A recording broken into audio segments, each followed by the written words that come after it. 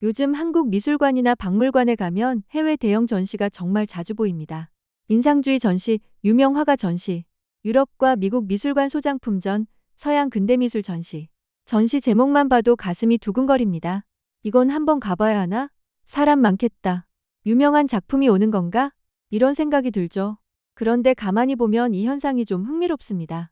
우리가 유럽에 가지 않아도 유럽의 그림이 한국으로 오고 있습니다. 파리에 가지 않아도 전시장 안에서 파리 미술관을 만납니다. 비행기를 타지 않아도 하루 정도는 유럽에 다녀온 것 같은 기분을 느낄 수 있습니다. 그래서 오늘은 이 질문을 해보려고 합니다. 요즘 한국에는 왜 이렇게 블록버스터급 해외 전시가 많이 들어올까요?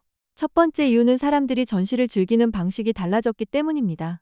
예전에는 전시가 조금 어렵게 느껴졌습니다. 작가 이름을 알아야 할 것 같고, 설명을 다 읽어야 할 것 같고, 뭔가 미술을 잘 아는 사람이 가는 곳처럼 느껴졌죠. 그런데 요즘은 전시에 가는 일이 훨씬 자연스러워졌습니다. 주말에 친구랑 가고, 데이트 코스로 가고, 가족끼리도 가고, 혼자 기분 전환하러 가기도 합니다. 전시장에 가서 작품만 보는 것도 아닙니다.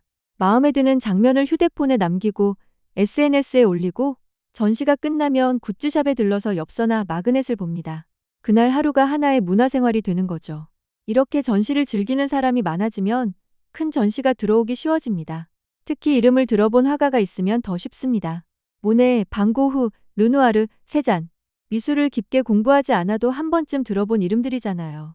아, 이 사람 그림은 본 적 있어. 이 전시는 그래도 어렵지 않겠다. 한번 가볼 만하겠다. 이렇게 생각하게 됩니다.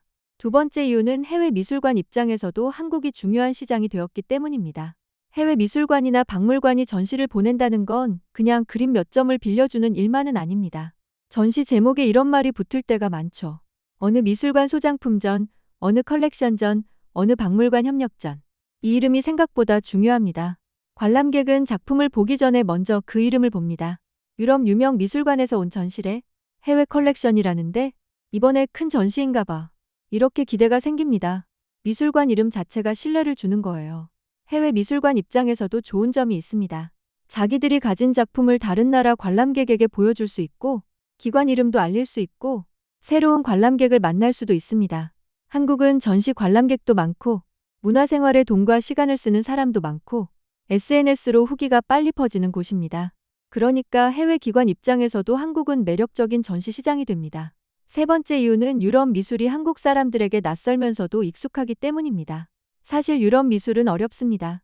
작가 이름도 어렵고, 시대 이름도 어렵고, 작품 설명을 읽어도 한 번에 이해하기 어려울 때가 많습니다.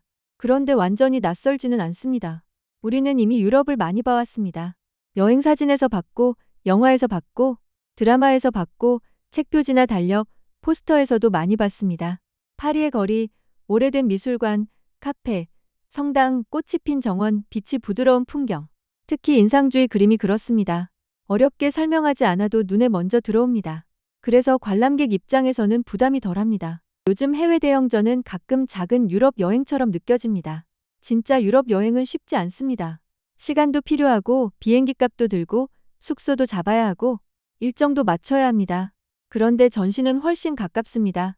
지하철을 타고 미술관에 가면 두세 시간 동안 유럽 미술관에 들어간 것 같은 기분을 느낄 수 있습니다. 물론 진짜 여행과 같을 수는 없습니다. 그래도 바쁜 일상 안에서 잠깐 다른 곳에 다녀온 느낌을 주기에는 충분합니다. 정리하면 이렇습니다. 요즘 한국의 블록버스터급 해외 전시가 몰리는 이유는 하나만 있지 않습니다. 전시를 즐기는 사람이 많아졌고, 해외 미술관에게도 한국은 좋은 시장이 되었고, 유럽 미술은 한국 관람객에게 어렵지만 동시에 익숙한 이미지입니다. 그런데 여기서 다음 질문이 생깁니다. 그냥 유명한 그림만 보고 나오면 충분할까요? 전시를 보고 나왔는데도 막상 기억에 남는 게 별로 없었던 이유는 뭘까요? 다음에는 이 이야기로 이어가 보겠습니다.